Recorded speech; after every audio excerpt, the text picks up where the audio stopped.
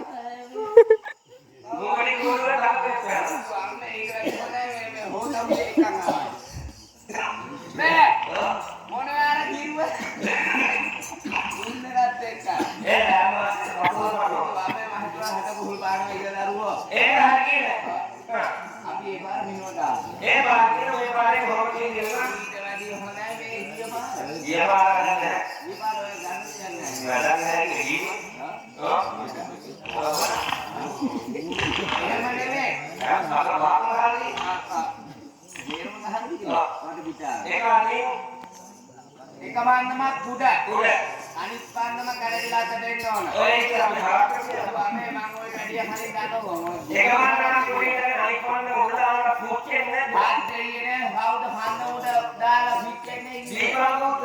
දියංක උත්තර අපිට. If we again this I will මේවා දෙන්නෝල නැහැ. එකක් උඩ අනිත් පාන්නම කඩේලා තටෙන්න ඕන.